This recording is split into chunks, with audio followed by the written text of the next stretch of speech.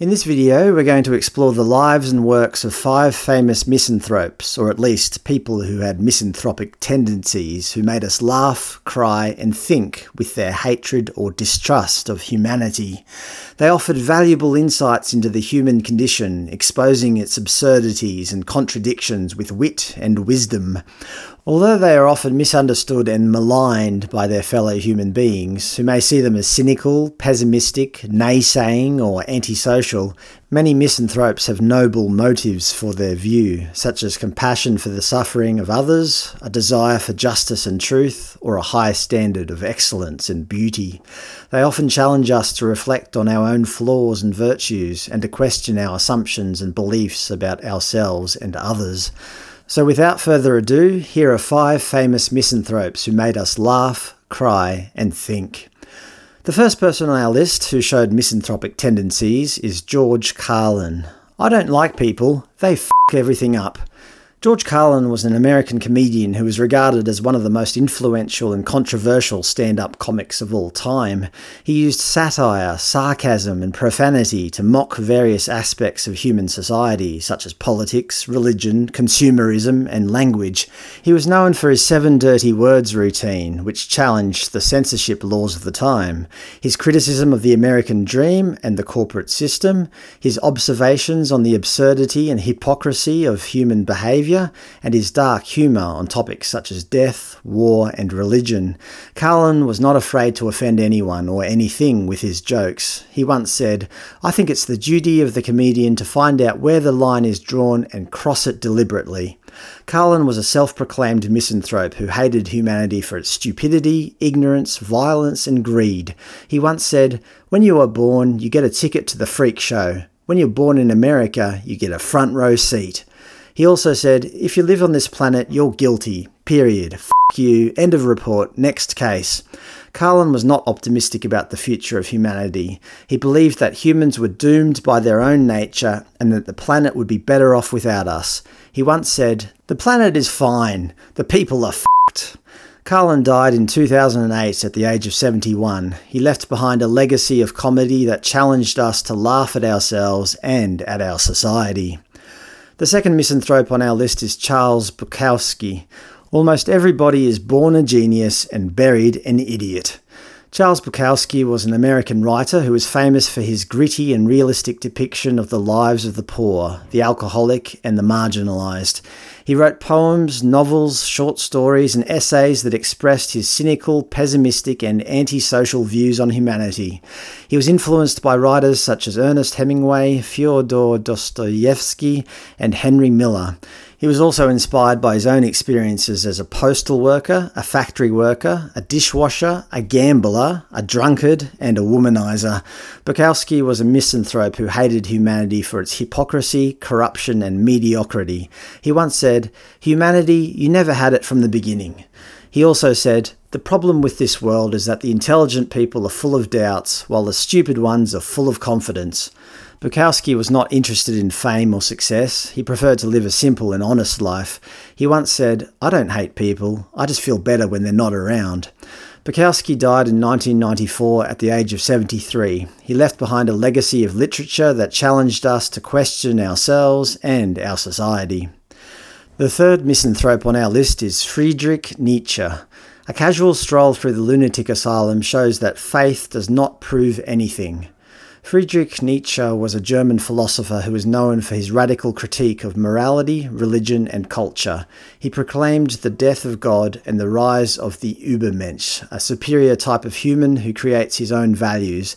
He also introduced concepts such as the will to power, the eternal recurrence, and the master-slave morality.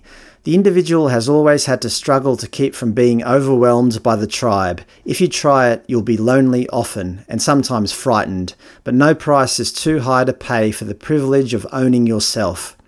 Nietzsche was a misanthrope who hated humanity for its weakness, slavery, and decadence. He once said, "Man is something that shall be overcome." He also said, "Man is a rope, tied between beast and overman, a rope over an abyss." Nietzsche was not satisfied with the existing values or ideals of humanity. He sought to create new ones. He once said, "Sometimes people don't want to hear the truth because they don't want their illusions destroyed." He also said, "In individuals, insanity is rare, but in groups, parties, nations and epochs, it is the rule." Nietzsche died in 1900 at the age of 55. He left behind a legacy of philosophy that challenged us to think for ourselves and our society. The fourth misanthrope on our list is Soren Kierkegaard. How absurd men are. They never use the liberties they have. They demand those they do not have. People demand freedom of speech as a compensation for the freedom of thought which they seldom use. Soren Kierkegaard was a Danish philosopher who is considered the father of existentialism. He was critical of society, religion and human nature, and advocated for individual freedom and authenticity. He wrote books such as Either Or, Fear and Trembling, and The Sickness unto Death. He was influenced by writers such as Socrates, Plato and Hegel. He was also inspired by his own experiences as a writer, a lover, a believer and a sufferer. Kierkegaard was a misanthrope who hated humanity for its conformity, superficiality and cowardice. He once said, "The crowd is untruth." He also said, "The most common form of despair is not being who you are." Kierkegaard was not interested in popularity or recognition. He preferred to live a solitary and paradoxical life. He once said, "People understand me so poorly that they don't even understand my complaint about them not understanding me." He also said, "There are two ways to be fooled. One is to believe what isn't true. The other is to refuse to believe what is true." Kierkegaard also commented on the future of humanity. A fire broke out backstage in a theatre. The clown came out to warn the public. They thought it was a joke and applauded. He repeated it. The acclaim was even greater. I think that's just how the world will come to an end, to general applause from wits who believe it's a joke. Kierkegaard died in 1855 at the age of 42. He left behind a legacy of philosophy that challenged us to think for ourselves and our society. The fifth and final misanthrope on our list is a fictional character, but worth including, Ebenezer Scrooge. If they would rather die, they had better do it and decrease the surplus population. Ebenezer Scrooge is a character from Charles Dickens' novel A Christmas Carol. He is a wealthy but miserly businessman who hates Christmas and everything that goes with it. He is rude, cold and greedy and treats his employees, relatives and neighbours with contempt. He is visited by 4 ghosts who show him the error of his ways and the consequences of his misanthropy.